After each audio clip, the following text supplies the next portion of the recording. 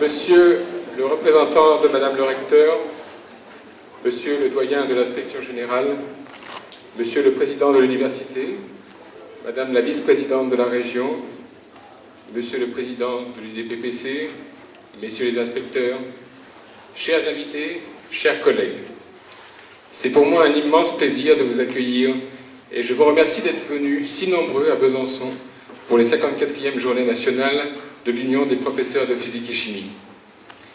Merci, Monsieur le Président, de nous recevoir aujourd'hui sur votre campus, et en particulier dans ce magnifique amphithéâtre.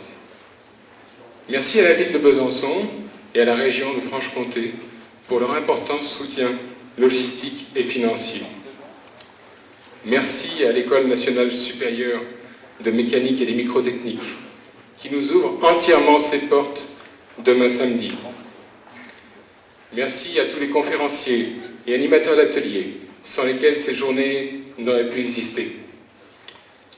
Merci à toutes les collectivités territoriales, tous les partenaires financiers pour leur soutien.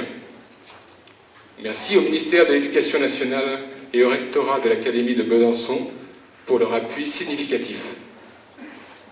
Merci à toute l'équipe de bénévoles qui m'entoure depuis près de 3 ans et qui a travaillé sans compter pour l'accomplissement de ce projet. Le titre, vous l'avez sur la plaquette que nous avons choisi, c'est « Si les 100 ans m'étaient comptés ». Et on va reprendre quelques mots de ce titre, si vous voulez, pour vous expliquer quelle a été notre façon d'élaborer le programme. Nous avons été guidés par 4 idées majeures, dont 3 figurent dans le titre. Premièrement, fêter le centenaire de l'UDPPC. Vous avez dans vos mallettes un fascicule écrit par Daniel Fauque, que je remercie, et qui retrace la vie de l'association de 1906 à 2006. Deuxième idée, dans le titre, compter. Nous avons voulu vous offrir une vitrine complète de la recherche franc-comtoise en physique et en chimie. Tous les laboratoires de Franche-Comté sont représentés dans les ateliers de demain. Troisième idée, qui n'apparaît pas dans le titre, nous sommes des enseignants, nous avons voulu privilégier les échanges autour de nos pratiques pédagogiques. Quatrième idée, bien sûr, le temps, le thème majeur de notre région. Ce temps existe-t-il? Nous poserons la question tout à l'heure à Étienne Klein. En tout cas, nous savons le mesurer avec une extrême précision, comme nous l'expliquera Claude Cohen-Tanouji dans quelques instants. Lors de la préparation de ce congrès, nous avons demandé au temps d'être partenaire officiel. Eh bien, il a accepté. Et je peux vous annoncer, dès maintenant, que nous aurons 1 heure de temps en plus, pendant ces 4 jours.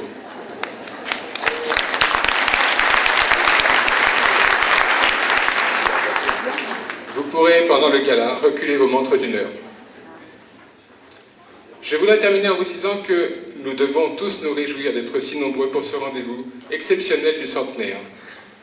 Un seul chiffre pour fixer les idées, 603. C'est le nombre de mallettes que nous allons distribuer. Je ne vous cache pas que votre influence a dépassé nos prévisions. Nous avons augmenté notre capacité d'accueil pour les conférences, grâce à l'amphi-Cournot qui est juste en dessous, et dont nous aurons vraiment besoin dès la première conférence. Pour les ateliers, nous avons depuis la mi-septembre énormément travaillé pour pouvoir y accueillir le plus de monde possible. Soyez bien certains que nous avons fait et nous ferons encore tout notre possible pour rendre votre séjour à Besançon le plus agréable qui soit. Nous ne pouvons pas vous garantir que cet effectif important n'induira pas ici ou là quelques difficultés de fonctionnement. Nous ferons vraiment le maximum pour les éviter. En tout cas, je crois que c'est vraiment une très grande chance que nous avons d'être aussi nombreux à nous retrouver pour échanger, pour partager, fêter et apprendre. Un tout petit mot, si vous voulez bien, à propos de l'hébergement, de la société Silvertour qui s'est occupée donc de cet hébergement. Vous vous êtes émus, un certain nombre d'entre vous, de ne recevoir vos affectations d'hôtel que tardivement. Je vous comprends totalement. Je tiens toutefois à vous dire que Silvertour a été victime d'un énorme dysfonctionnement d'une chaîne d'hôtels qui lui a fait perdre 40 chambres à la fin du mois de septembre. La responsabilité de l'erreur incombait entièrement à l'hôtel. Mes chers collègues, je vous souhaite du bon temps et du beau temps à Besançon.